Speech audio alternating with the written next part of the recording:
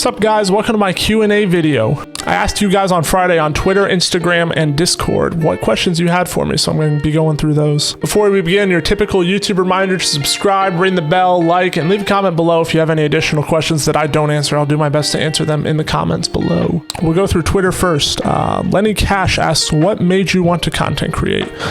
I got that question a few times, so I'm going to answer that one at the end. Just started, I'm already deferring questions, lol. Just Pyro asks, what's your all-time favorite game, favorite system, and what game are you looking forward to most? For me, my all-time favorite game would be XCOM Enemy Within. I really love the XCOM series. I like turn-based strategy games in general, and Enemy Within was just so good. Like, I've replayed it several times and I have a hard time playing any single player game. Favorite system, I'd have to say PC, not because I'm a PC master race guy, but because PC was what I played all through college when I played on LAN parties with friends, and that was like my Xbox 360, PS2 good old days memories that everyone else has. What game are you looking forward to most? Currently, it would be Black Ops Cold War or Cyberpunk.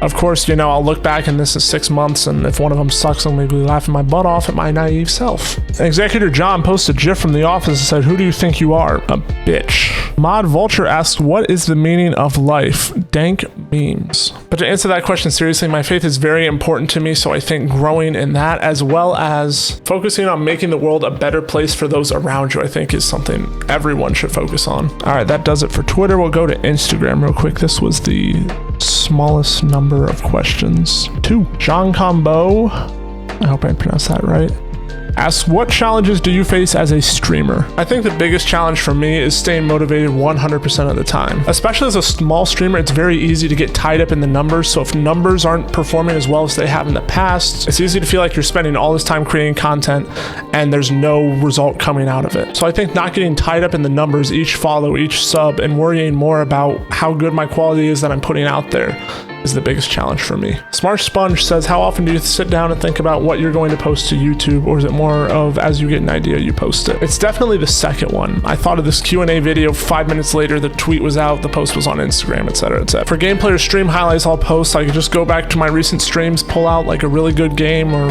a big win and post that. As far as anything for dedicated content, yeah, it's literally just as it comes to my head. I'm like, boom, I'll be on Friday next week. Definitely not as well thought out as it could be, and I know I've missed some really good games that could have made really good vids because of it. Not saying that's the right way to do things, I'm just saying that's the way that I'm doing things. Okay, going over to Discord. We got the most questions out of here, I think. Not Scrap says, how old are you? Old as fuck. No, I'm 24. He asked, what got you into streaming? Again, we'll save that one for the end. He said, who did you first watch on Twitch/YouTube? So I didn't really get into Twitch until 2018, like later in 2018, so my longest running sub is through Tim the Tapman. And then on YouTube, this was a ways back, I started watching religiously a small CSGO YouTuber named Smitty. I was one of his first 100,000 subs back when he was creating Battlefield 4 and CSGO content.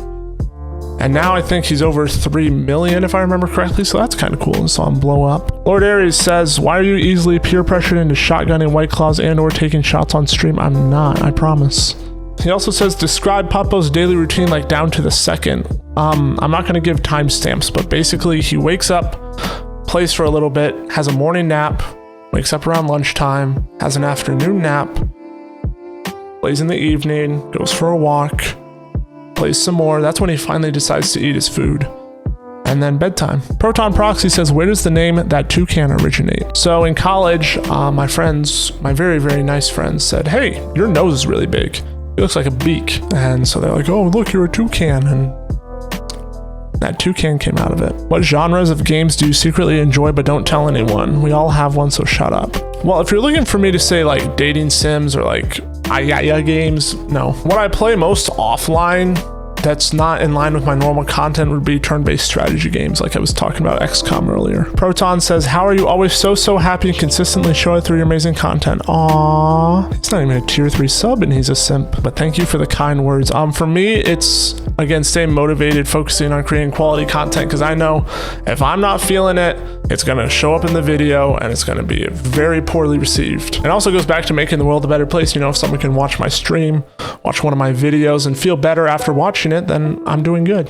Tech Monk says, why can't John get a win in Fall Guys? You know, some questions just cannot be answered, and this is one of them. AV Prime says, what makes a good content creator in your opinion? Creating quality content all the time, because I know there's hundreds, if not thousands of streamers who would say, yeah, I would die to get one message in my chat or one comment on my YouTube video. So I'm not saying there's a secret to making good content other than making sure that you are making the best, highest quality content you can at all times. I think things like constantly being engaging while you stream, not having long stretches of dead air, really putting in the extra mile to editing YouTube videos. Stuff like that is what people notice over time. That's what's going to make you grow. And I think that's what makes a good content creator versus, your average, Timmy or Joe that streams just for the heck of it. Perfect Lie says, does Tim approve of your usage of the burb noises? So if you didn't know, there's a burb sound effect that my chat can play via channel points in my stream. Spiky voice.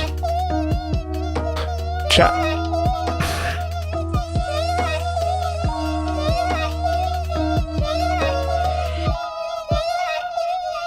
And like I said, I've been subbed longer to Tim than any other creator on Twitch, so I think I've paid him royalties. That's what we'll call it. All right, so going back to the question I got a couple times from Not Scrap and Lenny Cash, what got me into streaming or what got me into content creation? So I've been a content creator for a long time, longer than most people know. I made a YouTube video out of doing like skits and stuff in junior high. I've done several gaming channels over my lifetime. As far as Twitch, it was me being like, oh wow, I can sit down and play video games and hang out with people. This seems awesome. So literally just came down to me sitting down and turning on my Xbox, streaming directly from that to Mixer. I was very lucky to have supportive communities that helped me out as I was just getting started and had some of the worst streams you'll find on any platform. And now I'm here and I'm like, wow, you can't just sit down and play video games and build a community. That wraps it up for the questions. Thank you so much to everyone who asked questions. I hope I answered them thoroughly enough for you.